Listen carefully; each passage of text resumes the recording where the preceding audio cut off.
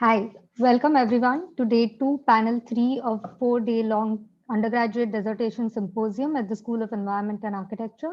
I'm Dipti Bhaindarkar, assistant professor at the school, and I'll be moderating this session titled Community and Spatiality. Since the morning, we have already had 2 sessions, and this is the third session in the day.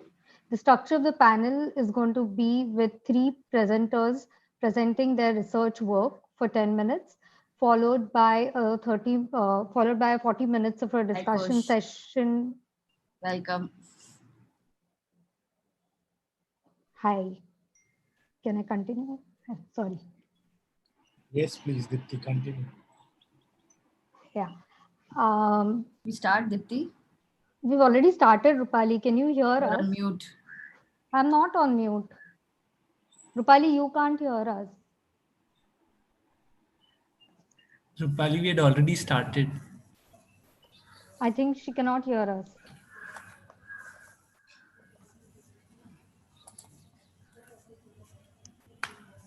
Sorry, my mic. Okay. Can you hear us now, Rupali? Okay. Sorry, I'm going to start again. So the structure of the panel is going to be such that we'll have 3 presentations from our panelists, which will be 10 minutes each, totaling up to 30 minutes, followed by a 40 minutes of a discussion session with our discussions. And we will take up questions at the end of the panel for the last 10 minutes from the audience. The audience can ask questions if you're joined onto the Zoom platform. You can directly ask the questions through the Q&A section, and we will invite you to talk. If you have joined us through the YouTube live session, then please drop your questions into the chat panel, and we'll pick up the questions at the end of the session. This panel, Community and Spatiality, it focuses on the mechanics of how the two entities of community and spatiality shape and articulate and influence each other, exchange negotiations, and coexist together. For this panel, we have 3 panelists with us, Janvi Shinde, Riddhi Mahadik, and Aditya Panchal. Janvi's work is based in Trimbakeshwar. She investigates the question of how religiosity shapes and articulates the community and housing neighborhoods in the temple town.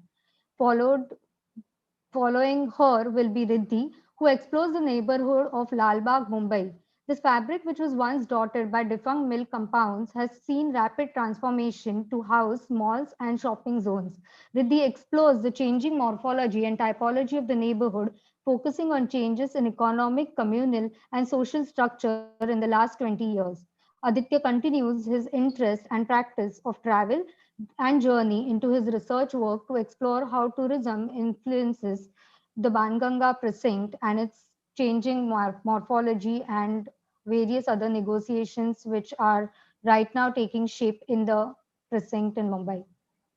To respond to this work, we have 3 very dear friends with us, Sarovar Zaidi, an urban anthropologist, currently assistant professor at Jindal School of Art and Architecture, Vishwanath Kashikar, an academician, associate professor at Faculty of Architecture, CEPT, Kush Patel, an architect, theorist, and historian, associate professor of architecture and humanities at Avni Institute of Design. We will now start with our presentations. I will now invite Janvi to present her work titled Transforming Spatialities of House Forms in a Temple Town. Janvi? Yes, thank you, Dipti.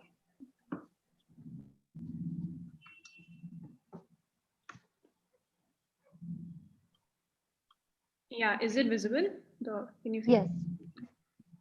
Okay. Hi, good afternoon. I'm Janvi. My thesis is titled The Transforming Spatialities of House Forms in a Temple Town. My research was conducted in Trimbakeshwar, a small temple town near Nashik, which is structured around caste hierarchies that also define occupation. It is one of the 12 Jyotirlingas and a place where Kumbh Mela takes place.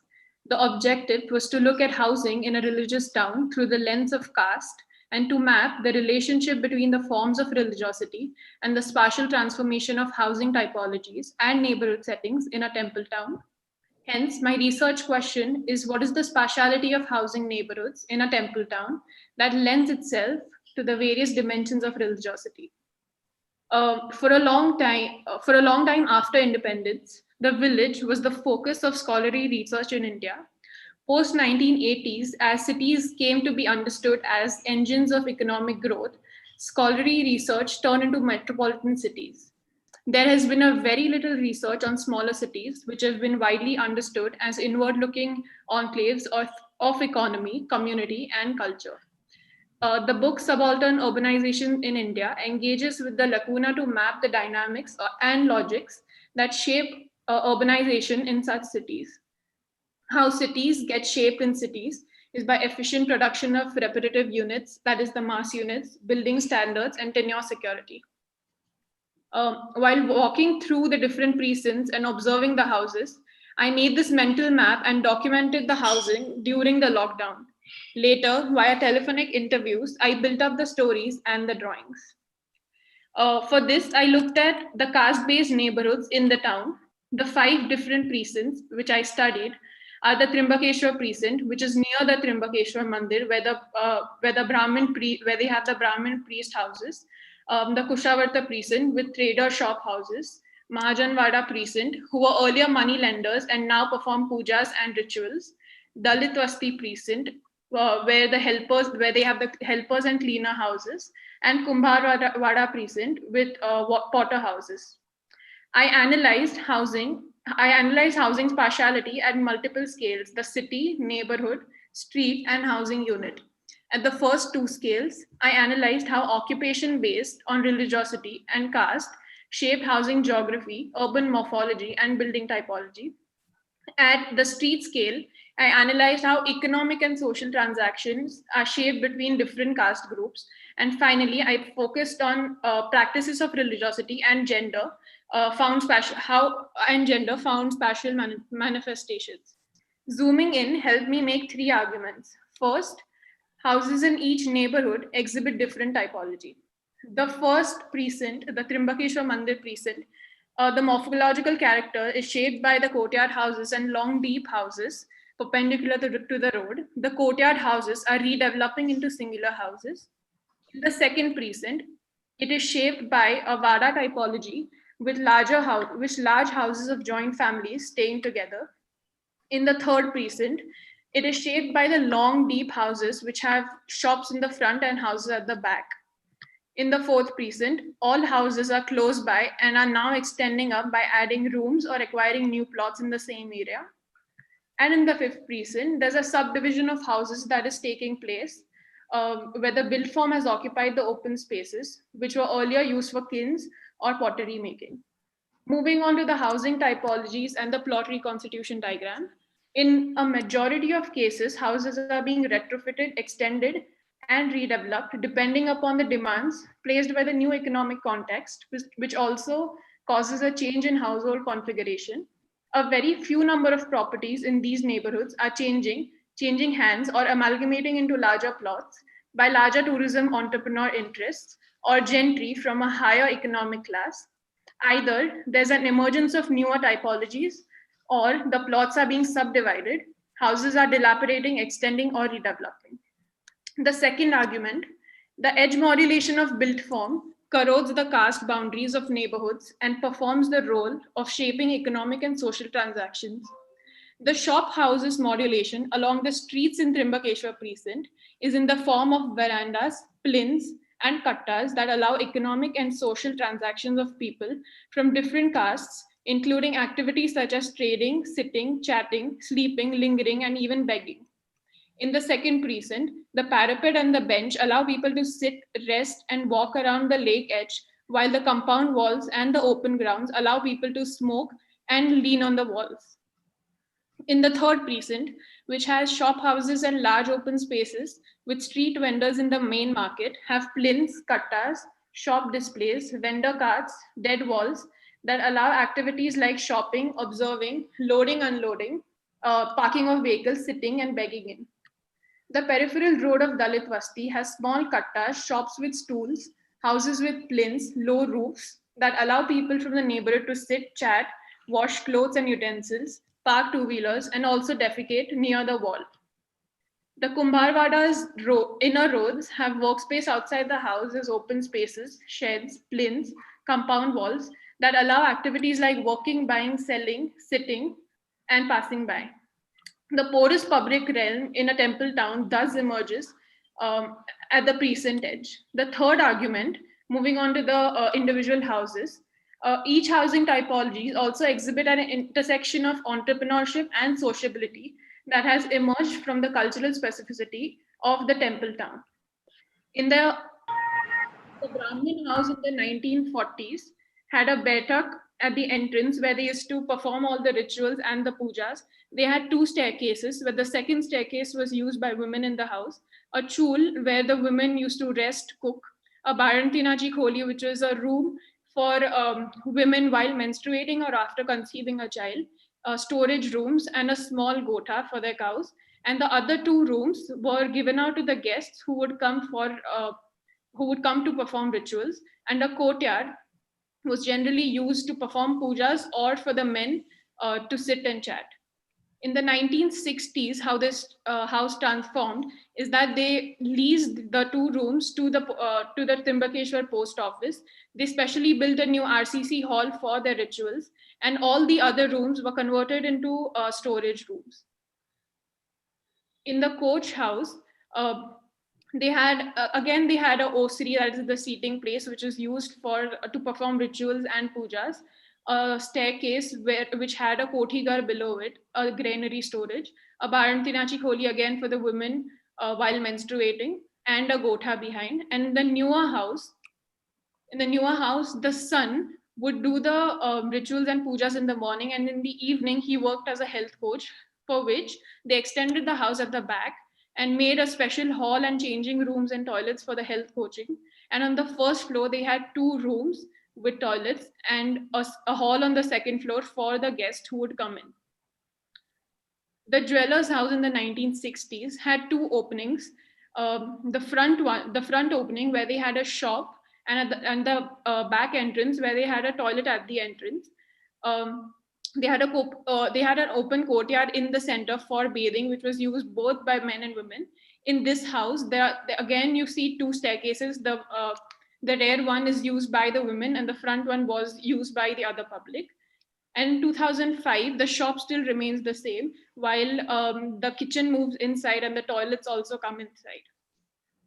In the Dalit house, there's a configuration of a common room, which is divided into a storage room, a chul for the women, and a space to sleep. And in the newer house, they acquire a new plot with the similar configuration, a kitchen and a sleeping space. In the Kumbhar house in 1960s, they had a large plot for their kilns and pottery making. And in the house, at the entrance, they had a toilet again, a sleeping space, a kitchen, and storage rooms, and their sleeping rooms. In the newer house, they built a new RCC house in the open plot where the son is a doctor. So he had his own clinic in the newer house. And the pottery and the pots which they made were now outsourced, and they had only a small corner left for their pots. Moving on to the spatiality diagram, the Brahmin House, Coach House, and the Sonar House, the houses of the upper caste, exhibit a distinct gendered segregation of spaces, where spaces used by women and lower castes who are entered by the house and separated from the spaces where religious rituals and work is performed by the men in the house. The spatiality of the Dalit and the Kumbhar house did not exhibit such a spatial segregation. And specifically in the Kumbhar house, both men and women participated together in the workspace of the house. The new economy of religious tourism is creating a context for such spatialities to transform. To conclude, houses in each neighborhood exhibit different typologies depending on the occupation. The edge modulation of built form corrodes the caste boundaries of neighborhoods and perform the role of shaping economic and social transactions. Each housing typologies also exhibit an intersection of entrepreneurship and sociability that has emerged from the cultural specificity of the town. The design question that emerges is, what is the architecture of housing in a temple town whose spatiality responds to the changing cultural specificities of entrepreneurship and sociability in the new tourism economy? Thank you. Thanks, Jahnavi. I'll now invite Riddhi to make her presentation Her work is titled Post-Industrial Neighborhoods, Transforming Spatialities and Community. Riddhi?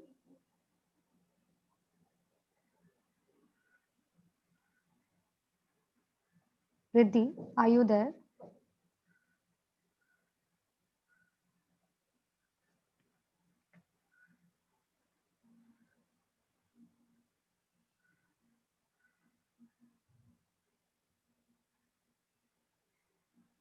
Riddhi, can you hear us?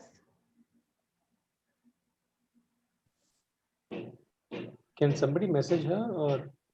We'll move to Aditya and then come back to Riddhi. Meanwhile, Devash, can you just try and connect with Riddhi, please? We'll take her presentation at the last after Aditya. Aditya, are you ready to present? Yeah. Aditya's work is titled Architecture and Tourism. Aditya, please present your work. Yeah.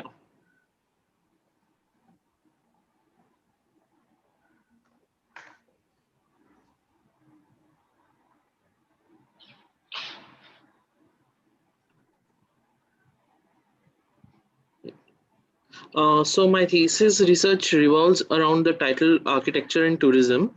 There are a lot of historic and cultural precincts throughout the city that provide a glimpse of the Indian vernacular. These places create a spatiality that lends it towards tourism. Through this thesis, I am trying to study the spatiality that holds tourism and how these places adapt themselves to accommodate more and more tourists. Further, the research derives the relation between the spatiality and tourism. When I'm talking about architecture in tourism, it's not only the theoretical knowledge of it, but understanding the culture of the place, its artistic flows, and influences that created a space as they are. Tourism, as one can say, is a scenario to familiarize a city for an unfamiliar audience and gain the identity of the citizens. So, a place can be familiarized using the concept of forms of tourism, its element, and how these lead to touristification of that place and gentrification because of the tourism. This thesis looks at one such quarter in Mumbai, discussing various nodes that are designed to be tourist spots, such that both tourist and the local cater to their function. I am looking at the precinct of Banganga and will be analyzing the type of tourism, what is the perspective of the locals and the tourists, what are the impacts on the spatial configuration, change in the land use and the edge conditions, and change in the densities of tourists and locals, and also the future prospects that have been on the minds of the trust. Banganga is the last of the religious tanks in Mumbai. Due to its unique topographical conditions, big developments have been slow to invade the sacred quarter, and a lot of old fabric continues to coexist with the skyscrapers of Malabar Hill. The fabric of Banganga, along with its tank and its cultural influence, creates a sense of different urban form within a city. This Mumbai's mini Varanasi was built in 1127 AD. As per the legend, when Rama on his way to Lanka was thirsty, Lakshman shot an arrow on the ground, which resulted in a sprout of fresh water, hence the name Banganga. This place had been destroyed by Portuguese, so in 16th century, this place was rebuilt by the God Saraswat Brahmin families. Today, most of the property, including the Banganga tank and the Valkeshwar temple, belongs to the God Saraswat Temple Trust. Banganga witnesses three major festivals: the Dev Diwali, which is the 15th day after the Diwali, the Pitru Shraddh ceremony, where the people come here to pray for their ancestors, and the Banganga festival, which is a musical festival that attracts a lot of people from around the country. Banganga hosts a range of tourists. Locals come here to take a dip on auspicious days. There are tourists visiting during different time of festivals and ceremonies. There are a few people from around the neighborhood who visit the tank every morning to pray. past few years, there have been various institutions conducting heritage walks, which brings in the foreign tourists as well. This place too has the atmosphere with the sounds of aarti, religious chants, the ringing of temple bells, and the quacking of ducks echoing in all directions. These are a few lanes that connect the precinct to the main road.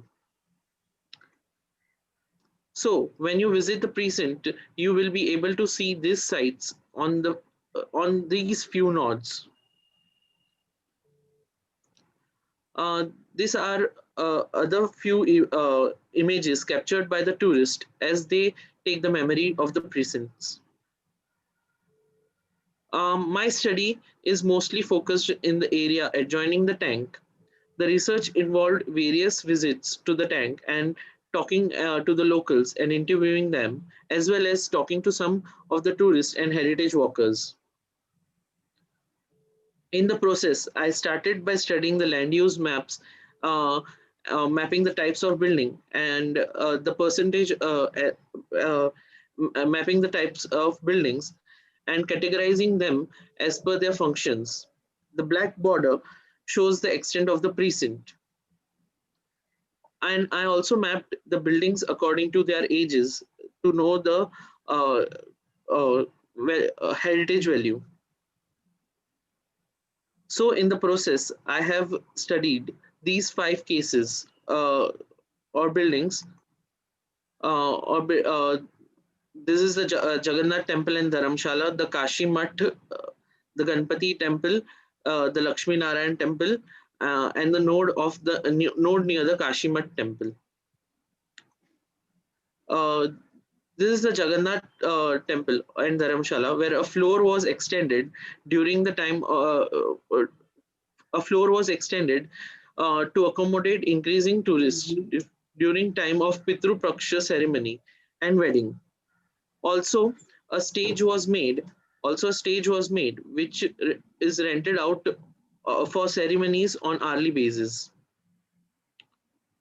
Kashi Math. Here, the main Kashi Math building, which was extended and the terraces were given a shade to make the space useful for the ceremonies during the ceremony of Pitru Shraddh, as annual Pitru Praksh mostly comes during the monsoon months. Also, this spaces become multi-purpose area which holds temporary kitchens to prepare food or prasads during the time of festival. This is the Ganpati Temple area where the trust has increased a floor to rent out the space to the tourists who are coming for the festivals and ceremonies or for monthly rentals. This place is not a dharamshala but a kind of a homestay. This is a typical house with extensions made to accommodate the visitors, mostly relatives, during the time of the ceremonies. And also there are a few homes who host guests for homestays. There are a number of informal settlements and huts which have come up to set the shops selling puja samagris and other tourist related goods. So for conclusions, my study has uncovered the following findings. The old building fabric comprising of the stepped tank, temples and houses create a spatiality that draws tourists for cultural and religious reasons. Houses and dharamshalas surrounding the tank shows entrepreneurial practices of increasing livelihood opportunities by retrofitting and extensions to accommodate an increase in the tourists, particularly during festival seasons. Entrepreneurial practices by temple trusts to increase the income by modifying spaces like terraces and temples, courtyards to accommodate religious ceremonies during the monsoon season. Change in the characteristics and purpose of certain nodes such as the temple gates and deep stumps, which have become selfie points for tourists. an increase in the informal sector of entrepreneurship that sets up shops and huts. Touristification and tourism gentrification, an increase in the number of tourists, have led to proposals for the beautification of the tank as well as redevelopment of the surrounding buildings, exclusively for cultural and religious tourism, resulting in fears of evacuating residents and leading to gentrification.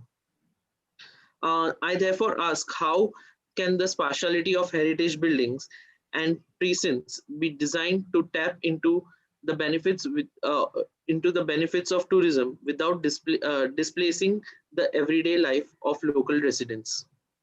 Yeah, I'm done. Thank you. Thanks, Aditya. Riddhi, are you here? Yeah, I am here. Great, great. So I'll invite Riddhi to make her presentation. Her work is titled Post-Industrial Neighborhoods Transforming Spatiality and Community. Riddhi. Thank you. Um,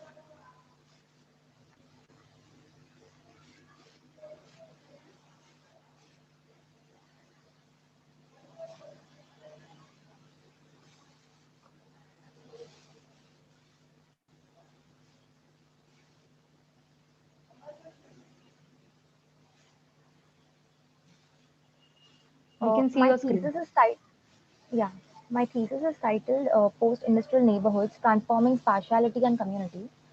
This thesis is framed in the backdrop of the closure of textile mills 4 decades ago and their subsequent redevelopment into malls in new luxury housing, etc. Hypothesis. Transformations in the spatiality of work have an implication on community structures in an industrial neighborhood. The objective was to map the spatial transformations in a post-industrial neighborhood, Mumbai Millland, and their implications on community structures in the neighborhood. The research question is how do the transformations in the spatiality of mills in Mumbai impact the structure of community/neighborhood? Um, the thesis refers closely to M.K. Smith's paper on community, which talks about the nature of communities and their boundaries. The processes that produce an experience and interaction were through Rupali Gupte and Prasad Shetty's idea of transactional objects, which talks about the urban form in terms of affordances, blur, and transactional capacities. Um, the, the diagram here is of the relationship between the built form, community, and transactional capacities and the parameters that mobilize these forces. I explored this question in the Ganesh Gali neighborhood around Morarji Mill precinct. To study the changes in the spatial structure of the neighborhood, I studied the change in urban morphology, open space structure, building typology, and edge conditions of the neighborhood in the years 2000 and 2020. I further conducted interviews with the people from 5 buildings in the neighborhood to understand changes in the economic, uh, communal, and social structure in the years 2000 and 2020. Um, this is a view of the mill precinct from the year 2000. Here I have identified 4 major neighborhoods, that is the neighborhood near ITC Hotel, Gharoba, West Quarters, and Ganesh Gali. The mill precinct is at the junction of Lalbagh and Parade. In 2020, we see the coming up of flyover and monorail. The flyover starts from Parel and goes to Baikala, which gives no access to Ganesh Gali neighborhood. It tackles the major junction near Bharat Mata Cinema. There, there has there has been a change in the urban morphology in the form of transformation of a low-rise residential neighborhood into a neighborhood which has almost 40% of high-rise buildings. The new built form has changed the scale of open space. The earlier building typology consisted of chawls. The open space was easily accessible for the community living in these chawls since their entrance was towards the open space, which is the ground. Um, the earlier building typology consisted of sorry. Now, most of the buildings around the open space have gotten redeveloped into high-rise apartment buildings. Um, the percent of ground cover has changed, whereas the open space with the buildings have remained the same over the years. So this is the main road. Is this is where the monorail goes from, and this is the backside. And there are these so at the edges of the neighborhood than these commercial places which have come up over time.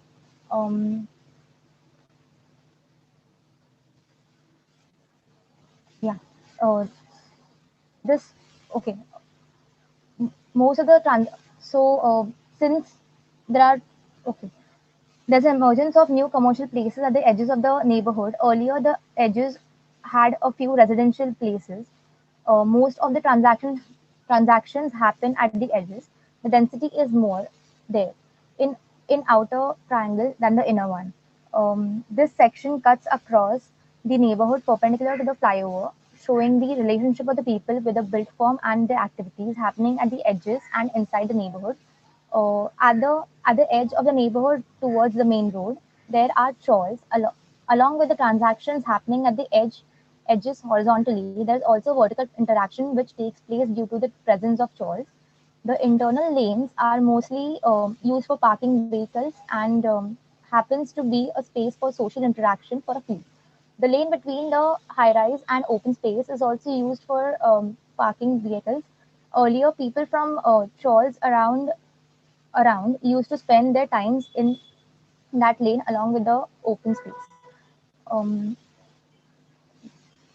this section cuts across the monorail which goes on till the entire north-south length of the neighborhood. Few of the older buildings with terraces are occupied by the people to spend their leisure time. There are 5 buildings which I studied to understand the economic, communal, and social structure. For the economic structure, I looked at 4 things: type of household, whether it's new or old or vacant, number of earning members in the family, assets in terms of vehicles they own, and their economic status and the economic status. I categorize the economic status in LIG, MIG, and HIG. Um, I looked at the communal structure in terms of language, religion, and caste. These 3 chawls earlier were resided by Maharashtrians only, but of various castes. After the redevelopment of these chawls, 2 high-rise buildings were built. One of the one of the one for the people staying in the chawls earlier, and the highlighted one for the Jain community. To study the social structure, I looked at the interactions the community have in the society. This is a typical floor plan of these 3 chawls. It had a circular staircase um, in between the corridors around it, and then the rooms. People spend most of their times in those corridors in chawls, along with the open space and the road surrounding it. Currently, these interactions happen in the open space or at the nodes of the pedestrian walkways. Due to the change in the spatiality, so the conclusion is due to the change in spatiality of the mill land, there's a change in the typology of the neighborhood from low rise to about 40% high rise. Because of the high rise structures, there's coming in of new residents in the neighborhood. From the 5 buildings which I studied, there are about 16% of new residents. Over the span of 20 years, the occupations of quite a few people changed along with the number of earning members in the households. This changed the economic structure of the neighborhood. The communal structure changed due to the coming up of high-rise buildings which segregated the Jain community from the others. My thesis therefore argues a change in the spatiality of a space, Mumbai Milland, has an impact on and results into a change in the structure of the neighborhood community. Thank you. Thanks, Riddhi. Thanks.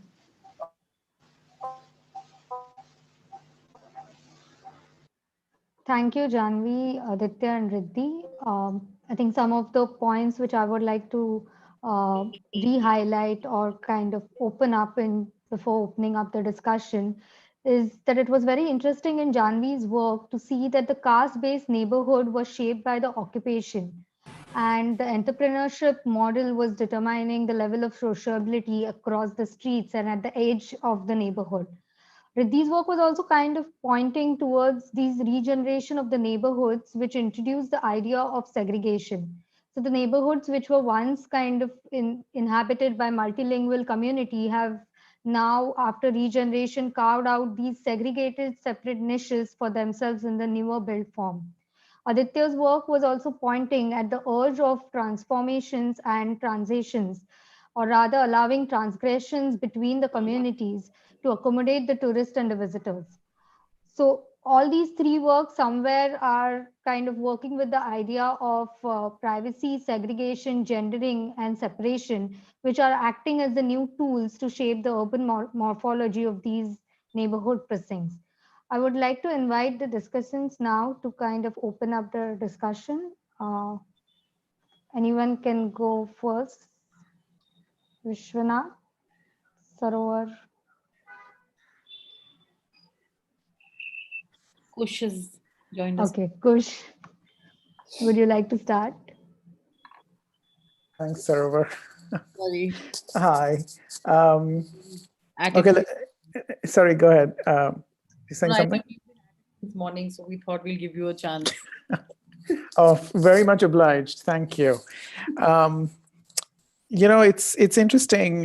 First of all, it's three very urban projects which take us to lives as they're being lived in what you define as social concentrations, right? So whether it is a temple town, but it's not just a temple town in the larger sense of the word, but there is a certain kind of a social focus to it.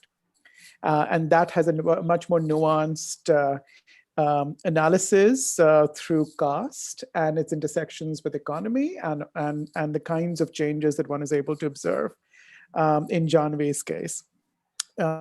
In Aditya's sort of project, Banganga, we kind of revisit Banganga with you, and you're able to sort of introduce the larger context of Banganga, but then also tell us what's happening in real time or what has happened in real time of late with regards to what you refer to as entrepreneurial additions and accommodations that are changing sort of the experience of the place with regards to tourism, but also allowing people who inhabit that precinct to stay true to where they belong. So it's an interesting sort of a relationship that you were drawing there. And with Riddhi, your project on kind of industrial, post-industrial development and the mill land and what happens to it with new developments coming in. You also sort of, very carefully with drawings tell us that economic determinants are definitely kind of larger factors in bringing about the change that you're witnessing. But there is also a very kind of a lived quality to these spaces based on, again, a nuanced understanding of who were the chawl occupants, how are the new occupants in terms of their residential inhabitation sort of redefining that edge and redefining the area on the whole. So I just wanted to sort of, start with that and also tell you, share with you that, it was very easy to follow your presentations because the drawings were, again, doing the work of narrativizing, and they were kind of narratives in and of themselves. And the question for me, one question that I have for all three of you is when you're interested in these kinds of urban projects and try to make them intimate at the same time, because there was a sense of intimacy that was stringing together all three of your works. How do you understand development?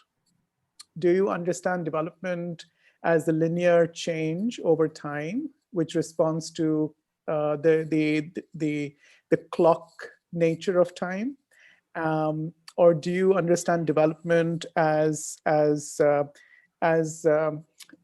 responding to, yes, the demands of clock time, the efficiencies, the economic imperatives or what have you, but also there's a lived time that kind of places that question of development and turns it on its head, and then makes it much more real and believable in all of these areas. So again, how do you understand development? Because I think there was a linear progression in your narrative, and I was looking for moments where there were resistances, or there were either spatial or even temporal resistances to those developments, which could signal a way in which even time was understood, and not distinct from space, but time as an occupation or a material occupation of space. The second question I had was, how do you delineate boundaries? So in Janvi, I mean, beautiful, wonderful drawings, and the way you sort of depict the different house forms and tell us how they are being kind of physically located within the fabric, but also again topologically what those relationships are across those 5 precincts, right? That you define them as. But my question is that if the question is that I'm going to look at Trimbakeshwar as a city, as an urban form, which has these recognizable precincts, and I'm going to understand them at the level of quote unquote city, neighborhood, street, house form, four of these elements. Do we begin with an understanding of what a neighborhood is? Do we begin with an understanding of what a street is? Do we begin with an understanding of what a house form is? Or the kinds of very nuanced work that you did inside the house form, where even the spaces begin to tell you different things about what a house is? Could the question have started on the reverse end and says, what is a city? What is a street? What is a house form? And what is a neighborhood, based on a very specific lived politics of caste? And I'm just sort of putting it as a question there, because then the drawings would not begin with how, morphologically you tell us where those house forms are inserted and how it's happening to them.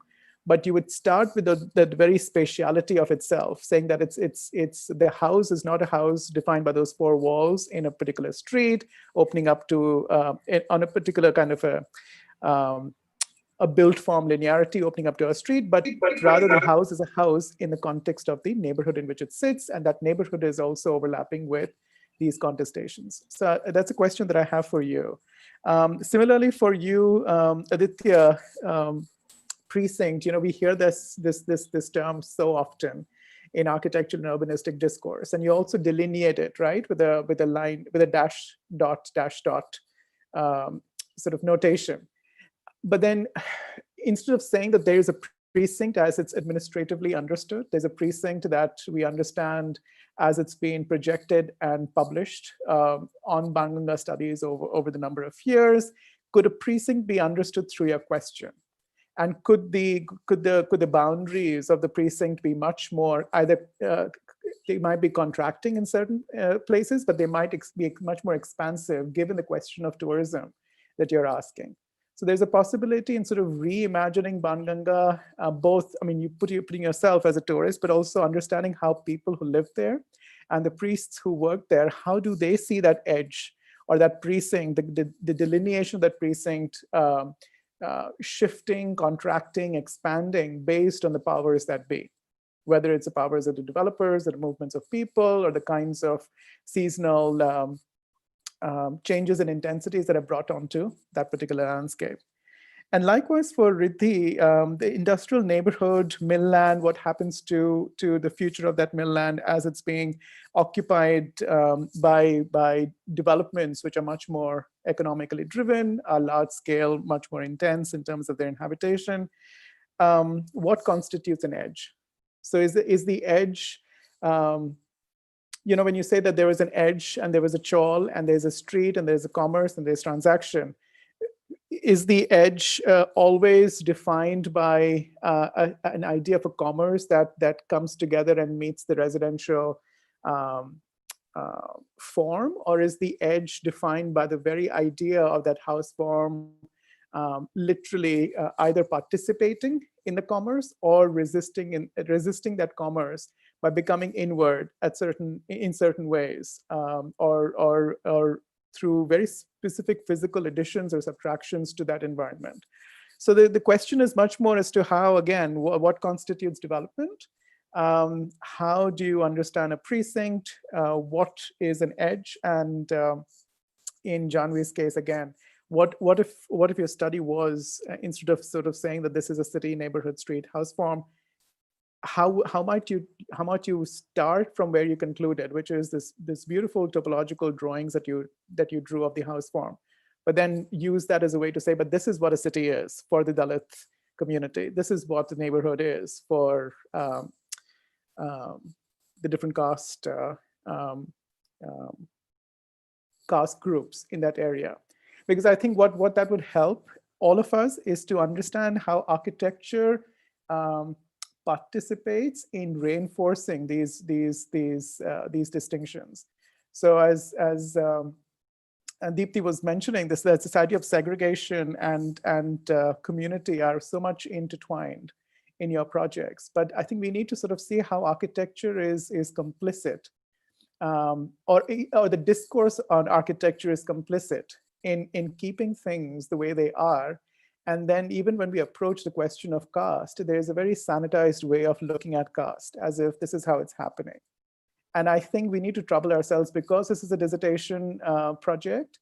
I think we need to trouble ourselves, and all of us, students, faculty, all of us gathered here, need to trouble ourselves as to what does it mean to then think of space and caste as they come together, and then think of formations, physical, social, environmental, and community as they come together. So I'll pause there, and possibly we'll come back to it. Thanks, Kush. Thanks. So, Sarovar? Yeah, actually, my question, thanks, Kush, for ending it on this, because the question that came to my head with the first presentation was, do we have design, do we design, does the house, I mean, essentially, does caste and gender design the house, or does gender and basically does architecture design the house? No, sorry, what comes first? Like, is caste and gender creating the spatial, or is the spatial getting generated through? I mean, I don't know. The thing is, I can't read my own handwriting. I made a very nice note. Okay, so but I'm trying to. But the point is that do we have design? Have we designed caste and gender, or has caste and gender put together the house? And I think this is something that moves to, does the religious space create the space, or the space creates religion, is what I'm saying, So is caste and gender getting created by the plan, or is the plan, or is the gender and caste creating the plan? What is happening? That tension. And I think this is a very interesting thing which is there in all three of your presentations, which is related to what I think the first person, sorry, I'm really suddenly, Janvi. Yeah. Janvi, you written this something in your abstract. I don't know if you read it out entirely, because when we were focusing on the screen, you missed things. You've written this thing called built form corrodes. I think this session, how I would read it, is about community and corrosions. And here corrosion is not just about, it's not just about a materiality. It's not material corrosions. It's about seepage, using a, Ruxian term. It's about the fact that the way the houses are created in the first presentation, on the basis of the status of women, to the things you explained in Kumharwada, to how Banganga is seen. On one side, it's this very Gaur Saraswat Brahmin place, and it has this idea of, it's got shops, it's got locals. So what is corroding and what is hitting against each other? The tourists, the people who come there on an everyday basis. Is there other forms of use beyond the religious and the tourist, which also it has, as far as I know, right? You would know this best, Aditya, because you've studied it. People are accessing it for other things. So what are the kind of, what is being built, what is being built and what is being corroded against each other? And the third presentation is a very similar thing, right? On mill land and housing, and the history of the mill land, and the histories of the contemporary forms of the mill land. So I think I am not being entirely clear, but I think what will be interesting is to dwell on the corrosion, the contemporary, and the contemporariness of these forms, and how gender, caste, religion can the built form of Banganga exist without religion? Can caste exist without the Brahmin's house?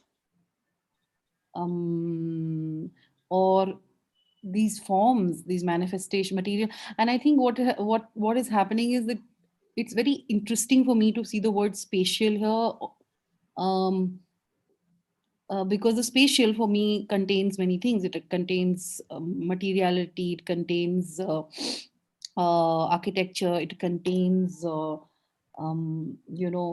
forms of making, and I think that's what has happened, where there is a co-production of what you guys called space through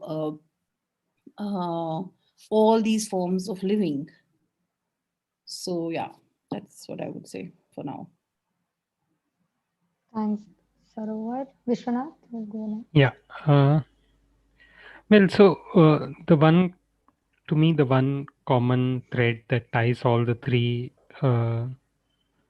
theses in this panel is the idea of change over time, and trying to map the physical transformation on one hand and what happens to different aspects of society on the other, whether it be caste and religion, whether it be the idea of tourism, or whether it is the idea of caste.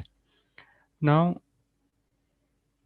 however, if I go backwards, if I look at the kind of questions you're asking at the end in the conclusion, and if I, for example, if I look at these theses where at the end you're asking the question, is the change in spatiality of the workplace impacting the structure of the neighborhood and the structure of the community? So I think a good set of drawings, first a clear explanation of what you mean by structure of the neighborhood or structure of the community, I think would be very useful to talk about. I think the change in spatiality of the workplace was documented fairly well in the drawings, but although you mentioned it, I didn't get the change in the structure of the neighborhood part of it. Uh, Similarly, if I look at Aditya's, the question you asked in the end, I think that's the question sort of bothering you, or probably that's the question you'll take into the next semester. The question where you ask, how can the spatiality of the heritage buildings be designed to benefit from tourism without displacing everyday life? Now, I just felt that if there was a drawing where you juxtaposed the everyday life, uh, people going about their everyday life with tourists visiting the Banganga tank. So a simple drawing where you talk about how do tourists access the Banganga tank? How do they come there? Do they come by a cab? Do they walk from a nearest place? And what is the kind of time they would spend? What is the, you touched a little bit upon what is the probably the physical infrastructure that might start developing to cater to the tourists, but I really missed one drawing which overlays and overlays in a very contrasting form the life of the tourist and the life of the everyday life of people in the neighborhood, which I think would really help, because I'm wondering whether questions of access, questions of movement, questions of where time would be spent, how much time is spent, questions of how do you negotiate access to the same building or the same program by the neighbors vis-a-vis the tourists, this would become very critical as you uh, go ahead. Uh, and then coming to Janvi, when you're talking of the edge modulation corroding caste boundaries of the neighborhood, I felt that was a very interesting statement that you make at the end of the study. And so again, here I felt that the edge modulation part was very clear in your drawings, where you were showing how the physical space transformed when you're making this 60s and 2000 or the present day comparison, where you're showing the same house 40 years back maybe and now, uh, and how things have physically transformed. But I I would like you to elaborate a bit more on when you say that it is corroding the caste boundaries of the neighborhood. I can understand independently the statement that caste boundaries are corroding in the neighborhood, and I would I would sort of provoke you by saying that caste boundaries are getting corroded in all neighborhoods in all cities. Uh, and that it is not necessarily the edge modulation that is doing it. But I'm sure since you have studied it more in depth, maybe you have some insights on it. Yeah. Thanks, Vishwanath. I think very important points from all three of our discussants. Janvi, Aditya, Riddhi, you want to respond to it one by one? I think Kush kind of opened up very nicely talking about the lived time in a neighborhood and the almost like a contrasting picture of what we see development as against what we see intimacy in a space, and what we like development in terms of a linear progression as against the life of a person or life of people inhabiting this space, which kind of gets sidelined over a period of time. So how do you kind of look at this together was a very valuable point, which I think you can also take ahead. And yeah, there's very pointed questions to each one of you. If one by one you want to respond to it. Janvi, you want to start? Yes, yes. Yeah. Thank you for the question. So, two, three things about, so responding to Kush first, about the intimacy that you spoke about, which our projects have. I think how I see it is the edge boundaries or the edges which I was mentioning or talking about corrode they corrode the caste boundaries in a way that uh, like Vishwanath also mentioned, you know, when you think of, when he mentioned yesterday, when you think of public or when you think of the public realm, why is it only seen as an open, as something open or something which is accessible to everyone?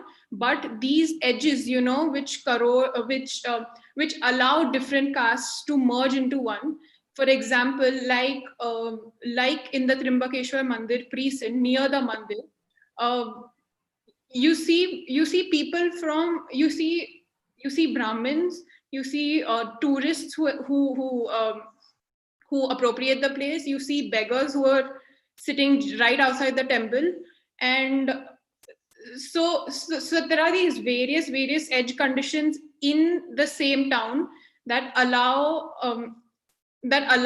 different people from different castes to merge and interact in different ways. And when you spoke of development, how do you understand development? So Trimbakeshwar is a town where during Kumbh Mela or during Kumbh Mela, from a population of 12,000 which stay in the town, it bulges up to lakhs when people come to this small pond for a holy dip, you know. And the development which they see, development for them is like having a TV in the house, which is like a huge thing for them, which changes their house. But what I have seen in the town, because I've been visiting Trimbakeshwar as a kid also, Trimbakeshwar has changed in terms of, even when I ask them, caste is like a personal issue for everyone. Like, I can't just ask them if there are caste segregations and everything. So uh, so development for them is merging of these castes. For example, in a precinct like a Kumbharwada, which has lost all the Kumbhars which were earlier there, but now they're practicing something else. Their occupation has changed. That's development for them. In the building use, the housing typologies, there are things like a mutt, a typology of a mutt where people come and stay to learn about these rituals. There are lodges which are coming up now, where earlier the guests used to stay in the Brahmin's house itself, but now there are these lodges and everything coming up now. And when you talk about the city, neighborhood, house, and the unit as 4 different things, and then why not start from the spatiality itself? I would say that, I mean, Trimbakeshwar it's based in a way that earlier, like maybe like 50 years back, the Dalit houses were at the periphery of the town, where they were not allowed to enter the town at all. The Trimbakeshwar Mandir was only surrounded by the Brahmin houses. And later on, the Sonars, the trader community, they came in for the market as there was an influx of visitors in the town. So my approach to this was starting with like like on a larger scale, to understand the city, to understand the neighborhood, how it's happening, and then moving to the house and the unit of the individual houses of the particular caste house, or which is very occupational based. And one second. I think Vishwanath mentioned about the caste boundaries again, how the caste boundaries are merging. So how I see it is in a way that, I don't know if this answers your question, but how I see this in a way that all these precincts have different edge conditions and different boundaries. For example, some of which there are shop houses, some of which there are just dead walls, where some of which they are compound walls that have come up, which were never there earlier. So, these shops, these compound walls, these walls, they allow they allow people from the city, people from outside to come and interact with each other, to be together in like one space, which was not there earlier. The Dalits were not allowed to enter the towns. The Dalits were not allowed to do anything except being helpers or cleaners or cleaning the temples. But now they have set up shops and houses, shops in the main street, which is called like the main road. So yeah, that's all.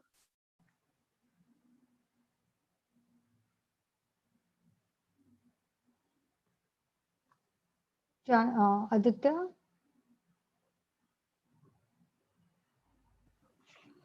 I was also actually thinking about this question which Sarovar had asked about how what is getting corroded because of the tourist kind of when coming, what kind of corrosion on the edges, basically, what kind of changes. If I'm not wrong, like, is she talking about the changes that is happening, or what? It shouldn't. I think, Aditya, what I was trying to talk about was, corrosion for me is not just about edge or material form, but of the kind of social form of corrosions. What I was trying to make you think of was how Banganga, first one level of the Banganga thing, that because you focused on the spatial histories through religiosity, you were talking about it in its kind of historical magnanimity, right? मतलब उसका जो बड़ा एक theory तुमने उसका present किया, and which is possibly true in its creation. What I was talking about, the corrosion, is the idea of the ordinary life of Banganga, and not just vis-a-vis the tourist, but of forms of use, and of the relationship to the contemporary. What happens in a place like Banganga today? Yeah, so actually what's happening right now is like when I have a relative over there, so they are facing is there are there are this trust, the God Saraswati Temple Trust, the Lakshmi Narayan Temple Trust, and various other smaller trusts. So these trusts are uh, right now trying to uh, uh, evacuate the residents, like they are trying to as this actually the housing over there right now is all pagadi system, or there is a landlord, you don't own the house actually. So they are trying to remove all these residents and trying to preserve those things. Like the main concern for this project was what's happening because of tourism, like due to increase in tourism, the trusts are pushed to kind of keep the integrity of the place, or they are trying to keep the heritage intact. uh, so they are trying, I think so they are trying to stop the corrosion, like what you are saying, corrosion. So they are trying to do that, and in that case what is happening is the residents or the locals who are staying over there, they are getting evacuated. So that is the main concern, and maybe in the next semester I will be trying to get a architectural solution for that. Yeah.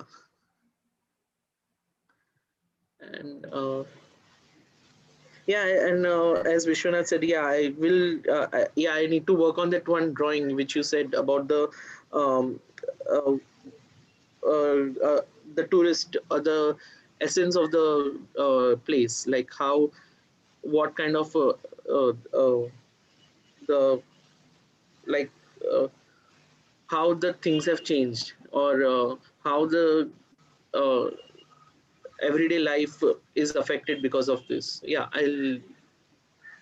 One is everyday life, and how does the tourist kind of like, what is this role Yeah. of the tourist when he enters the site? Then how does he shape the Yes. Yes. neighborhood, and what are the changes which, or what are the newer negotiations which start happening in that neighborhood? I think that That's, study, if yeah. you can focus more on when you draw your readings, it will be good.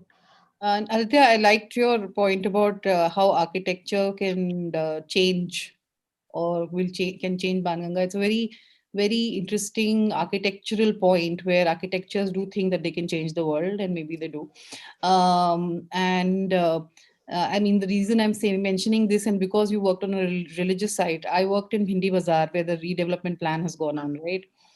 And the idea of the architectural plan there, though driven by a community, was essentially about the fact that we Bhindi Bazaar will no longer be Bhindi Bazaar. You know, you're Yeah. all most of you are from Bombay, so you know the associations with Bhindi Bazaar. So the idea was that they are building something which is extremely, it's a break from the past. So like supposing you get hired to build the new Ban Ganga, you know, as a like a Chandigarh kind of a Ban Ganga. I don't know. Sir. Huh? But does form actually change then the space? And what the reason I'm asking you this is because one of the things I'm trying to point out in your presentations is that the material and the social and the ontic goes simultaneously, whether Yeah. it is vis-a-vis caste, religion, or gender. The materiality of that spatiality is not above and beyond it. It is with it, which is constructing it. So even when they rebuild new cities, and you know, which is the phantasm of all architects, we will build a perfect world. But that perfect world will always have a certain system, whether of class will reemerge if maybe caste ends, I don't know, or it'll create new systems of caste, which we already know in the big buildings of Bombay with separate elevators. So yeah, I mean, just to think about Yeah. your point. Thanks for triggering that short lecture from me.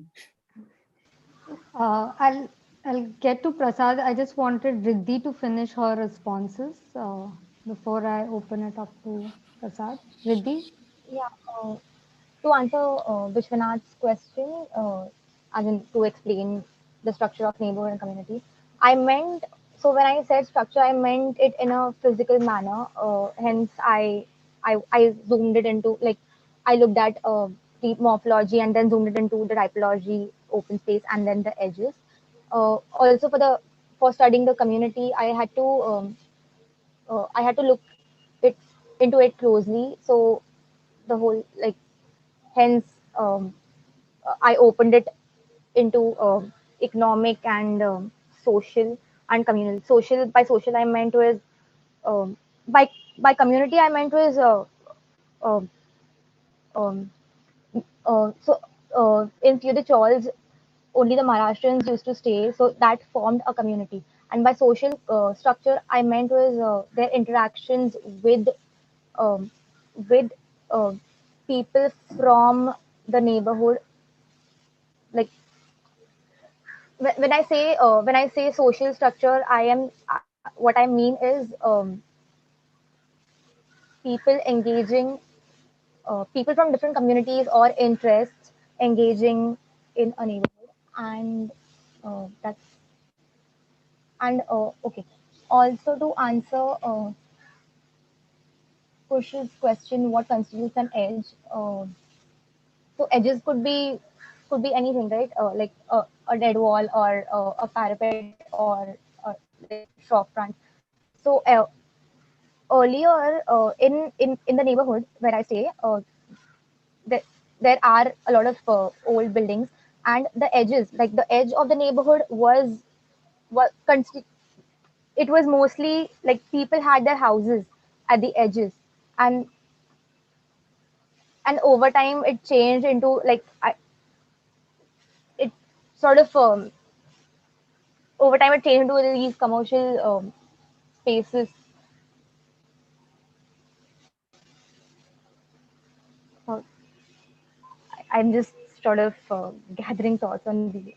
Okay, we'll come back to you, Riddhi. Prasad, you want to? Prasad, you're on mute. I'm sorry. So so I think the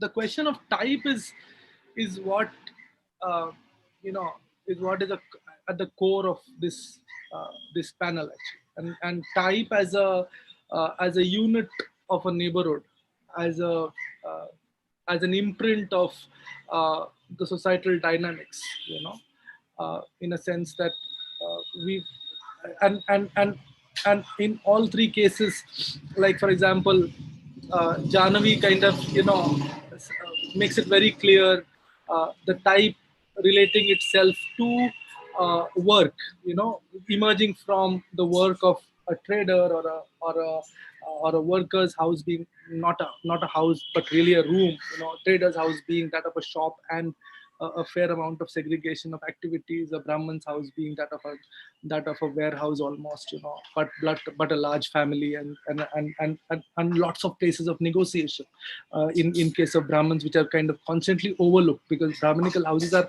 also spaces of negotiation where people kind of negotiated, and kind of things happened.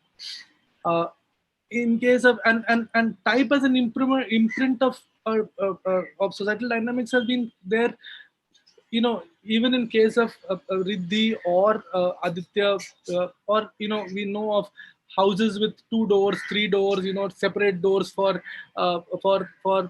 person who will come and clean the house. Houses segregated, like Janvi says, segregated spaces and stuff like that.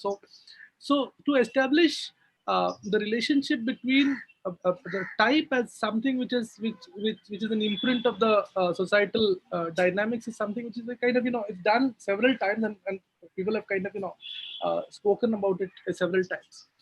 I want to kind of uh, uh, get into Sarovar's provocation.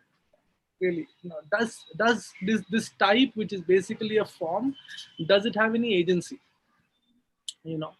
One is, of course, it perpetuates the dynamics in many ways. Like, for example, the kitchen, the idea of a kitchen, which is to be a place to cook, and therefore people who cook need to be segregated, and then there are variety of you know there are variety of empirical reasons for that. There is smell, there is movement, there is sound, etc. That which has to be segregated from other rooms, and therefore this needs to be separated and segregated, and therefore people living there will also be kind of segregated into. So otherwise kitchen doesn't require to be a separate room really, in a house.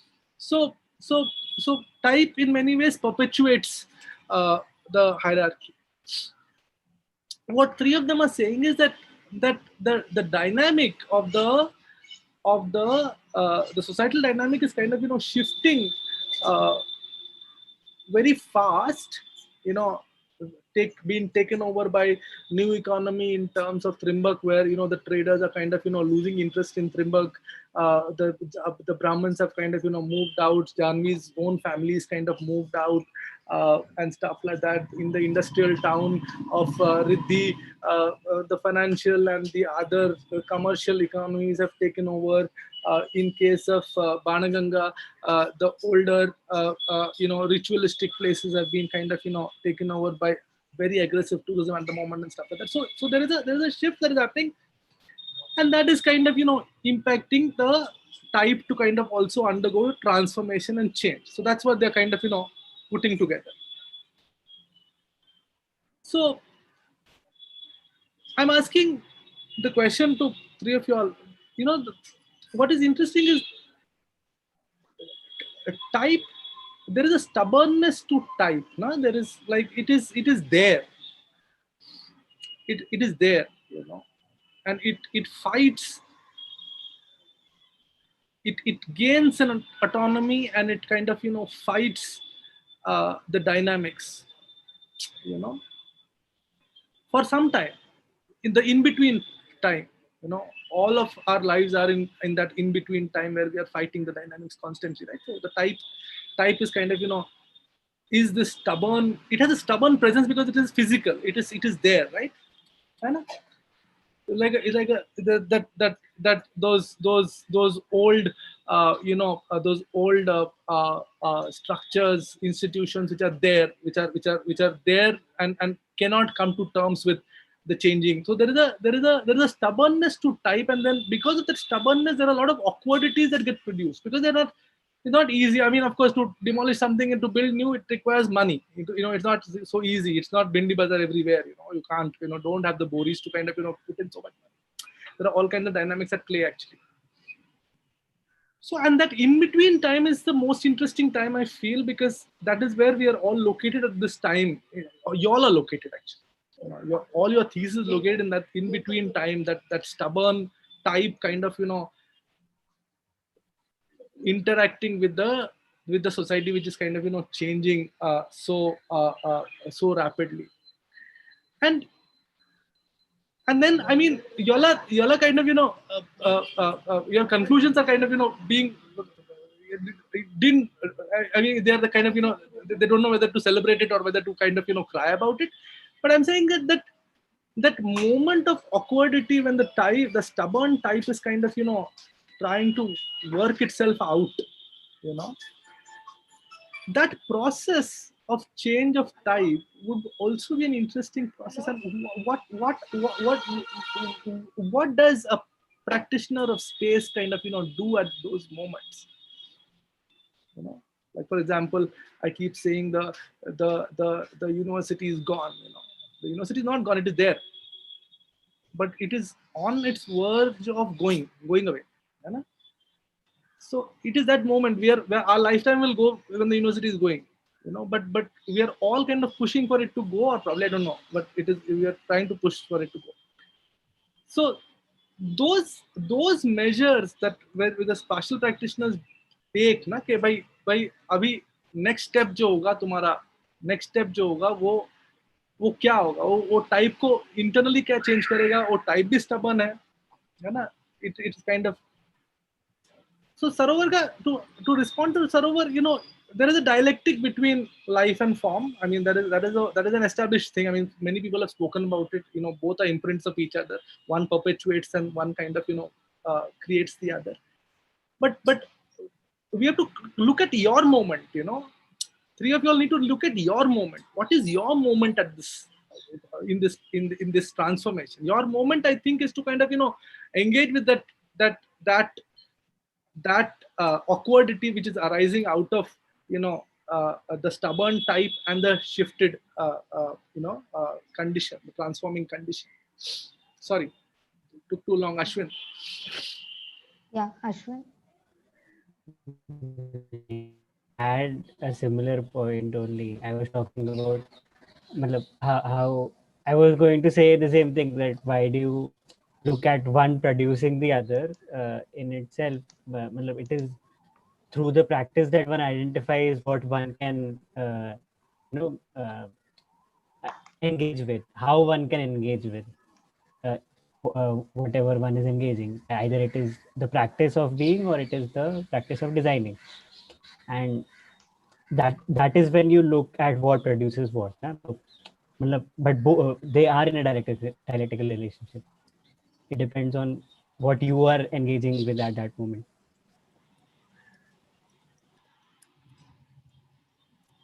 Okay. Thanks, Ashwin. So, Pali, you want to? Yeah, I think, I mean, beginning with this discussion of type, that type is as if type is an imprint of life and living, then I think, Kush's question, for example, that he kind of began with, where there's a, whether we should, there's a discomfort with, in some ways, kind of looking at the way life unfolds in that type, or is there a kind of, is it only a kind of observational thing that you kind of say, okay, this is how caste segregation happens and other things, or is there a kind of position that you take as architects to kind of start thinking of, what does it mean then, for segregations to happen and not. And I think that idea of, what everyone began with, this question of intimacy, like the intimacy of scale of looking at things, and that idea of corrosion perhaps kind of can be pushed in much further to really kind of understand, what is that corrosion doing, is that corrosion really sort of, disturbing somehow that dynamic or not, or, where is that kind of, where is your sort of position also located as an architect, in trying to understand the idea of justice, for example, so in that sense, like, for example, the modern logic was about clean slate, there is a kind of, there's a hope, for example, right? There's a hope for modernity to in some ways equalize and, kind of create a new ground. But we all know that somehow kind of was, did not allow that, so there's a different process that you're working with here, where you're closely looking at the ground and trying to understand what happens with, in that. So where is that kind of distributive logic located on that ground? Maybe something that is interesting for you to think through, whether it is through that, what is that, the nature of that corrosion that allows it, will be interesting for us to kind of understand. Prasad, very quickly. Very quickly, because I mean, just want to continue, footnote one point of what Rupali said. I mean, this is a formulation that I'm working last few days. The modernity is not obsessed with equality and efficiency. In a sense that this is something which we've kind of grown up reading and but there's no evidence. There's no evidence in the sense that the equity and efficiency question, which kind of which architects and planners kind of keep pushing, then their role is to kind of get in equality and efficiency. Historically, there is no evidence of them kind of being working in these principles. Modernity tries to optimize work relationships, tries to optimize production, tries to optimize tries to provide space for the changed new economic groups and aid transformation. And that's what when it is about the mass, actually it is not about the mass. It is about providing efficiency for productive uses, production uses, and this is something which is the I mean, planning historically has not been for the good of people. It's straightforward. It's there is no evidence of that. There is actually no evidence of that. So that's the it's a working hypothesis of mine. I mean, I'm always open for debate. Kush, you want to comment? Yeah. I just wanted to quickly sort of return to this question and also thank Rupali. I mean, thanks for picking up that question and then sort of really encouraging students to think much more critically, because one of the ways in which I see all three projects is that here is an opportunity to sort of look at these projects as opportunities to map access. They are basically mapping access to whether it's a particular house form, whether it's a street, whether it's a precinct, or whether it's a kind of a change that's happening on a mill land. But when you start with the temple town, the very construction of a temple town is casteist. So there's very structuring, and the construction and the very logic of a temple town is casteist. And for Janvi, when you say that now the Dalits are able to occupy a certain space, and that through kind of a physical observation allows you to conclude that there is corrosion happening, the question would be, is that corrosion or is that tolerance? And who's defining that? Is it my eye that is defining it as a corrosion, or is it just kind of a temporal placement to placate the very sort of the logic, the very casteist logic which continues to operate this temple town, or even the Banganga and its definition of what constitutes or who's part of that precinct. So I think if we approach the construction of precincts and places as a structurally kind of designed to keep certain communities in and other communities out, when we start to sort of counter that logic, then we say that is that story of a Dalit street a counter narrative in the true sense of the word, or is it just a kind of a tolerant, or just a kind of an episodic moment in time? And hence, what is the architectural project? So just wanted to sort of, jump in there. Thanks, Kush. Very relevant point, and quite a lot of food for thought for you, all three of you, to kind of take it ahead in the next stage. It's 3:59. If there are no more last remarks, then we would close. Yeah, Janvi, you want to go for it? Yeah. I just wanted to respond to Sarovar when she mentioned that does caste develop spatiality, or does spatiality develop through caste? So I don't really know if there's this boundary which I mean, I don't know if it's this way or that way, but I just feel that in my case, religiosity and tourism is the base for economy in this town. And if you think of economy is is through the occupation is through the caste. So I feel that the caste overpowers the spatiality, and then it goes further. Yeah, that's all. Thanks, Janvi. I would call this panel a close right now. We are already on time. I would like to thank our panelists, discussants, and audience for patiently participating in the discussion. I'm sure these pointers will allow all three of them to kind of look at the community and engage with their work more sensitively. We will meet back in 30 minutes for our next panel, which is focusing on home, association, negotiation, and escape. This session will be moderated by my colleague Anuj Daga. See you, and thank you once again. Thank you, students. Thank you all. Thanks, Deepthi. Thanks. Thank you. Hey, Kush. Yeah. Hey, Prasad. Hi. See you in half an hour.